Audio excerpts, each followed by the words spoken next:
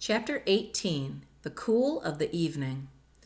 In the cool of the evening, when shadows darkened the fairgrounds, Templeton crept from his crate and looked around.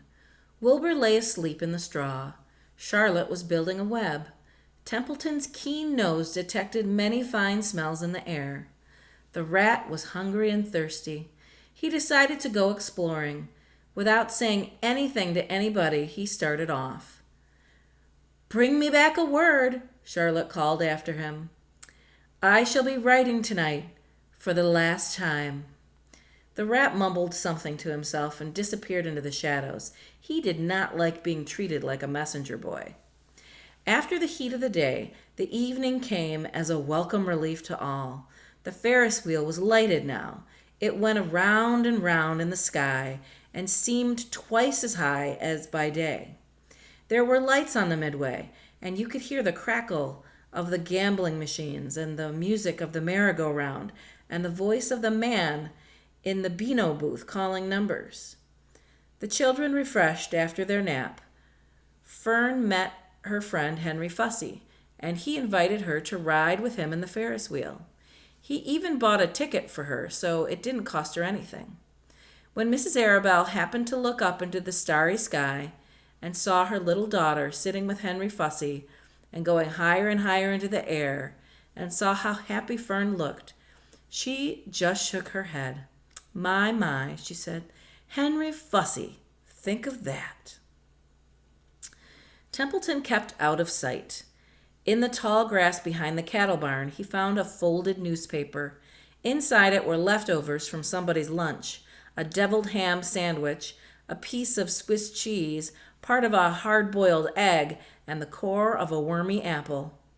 The rat crawled in and ate everything.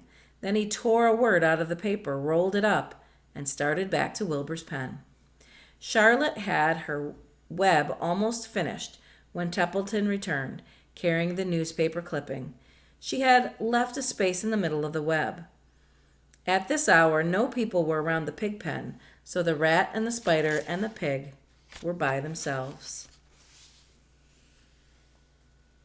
Templeton, getting the word. "I hope you brought a good one," Charlotte said. "It is the last word I shall ever write." "Here," said Templeton, unrolling the paper. "What does it say?" asked Charlotte. "You'll have to read it for me." "It says humble," replied the rat. "Humble," said Charlotte. Humble has two meanings. It means not proud, and it means near the ground. That's Wilbur all over. He's not proud, and he's near the ground. "Well, I hope you're satisfied," sneered the rat. "I'm not going to spend all my time fetching and carrying. I came to this fair to enjoy myself, not to deliver papers." "You've been very helpful," Charlotte said. "Run along if you want to see more of the fair." The rat grinned. "I'm going to make a night of it," he said. "The old sheep was right. This fair is a rat's paradise. What eating! And what drinking! And everywhere good hiding and good hunting. Bye-bye, my humble Wilbur. Fare thee well, Charlotte, you old schemer. This will be a night to remember in a rat's life."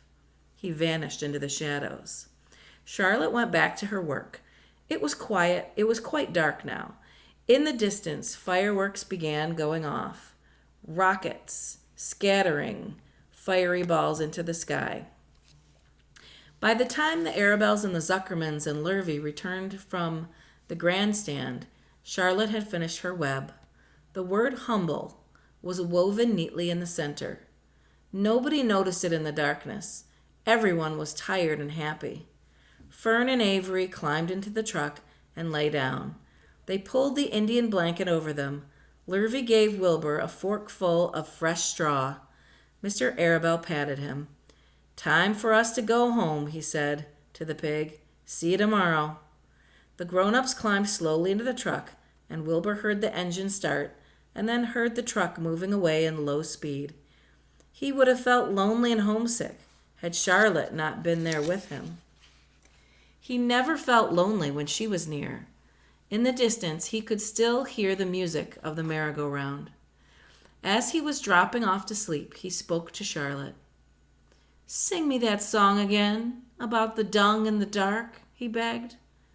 "Not tonight," she said in a low voice. "I'm too tired." Her voice didn't seem to come from her web. "Where are you?" asked Wilbur. "I can't see you. Are you on your web?" "I'm back here," she answered, "up in the back corner." "Why aren't you on your web?" asked Wilbur. "You almost never leave your web." "I've left it tonight," she said. Wilbur closed his eyes. "Charlotte," he said after a while, "do you really think Zuckerman will let me live and not kill me when the cold weather comes? Do you really think so?" "Of course," said Charlotte. "You're a famous pig, and you are a good pig. Tomorrow you will probably win a prize. The whole world will hear about you. Zuckerman will be proud and happy to own such a pig. You have nothing to fear, Wilbur, nothing to worry about. Maybe you'll live forever. Who knows? And now go to sleep." For a while there was no sound, and then Wilbur's voice. "What are you doing up there, Charlotte?" "Oh, making something," she said. "Making something as usual." "Is it something for me?" asked Wilbur. "No," said Charlotte. "It's something for me, for a change." "Please tell me what it is," begged Wilbur. "I'll tell you in the morning," she said. "When the first light comes into the sky, and the sparrows stir, and the cows rattle their chains, when the rooster crows and the stars fade, when early cars whisper along the highway, you look up here, and I'll show you something. I will show you my masterpiece." Before she finished the sentence, Wilbur was asleep. She could tell by the sound of his breathing that he was sleeping peacefully, deep in the straw. Miles away at the Arabelle's house, the men sat around the kitchen table eating a dish of canned peaches and talking over the events of the day. Upstairs, Avery was already in bed and asleep, and Mrs. Arabelle was tucking Fern into bed. "Did you have a good time at the fair?" she asked as she kissed her daughter. Fern nodded. "I had the best time I've ever had anywhere or any time in my whole life." "Well," said Mrs. Arabelle, "isn't that nice?"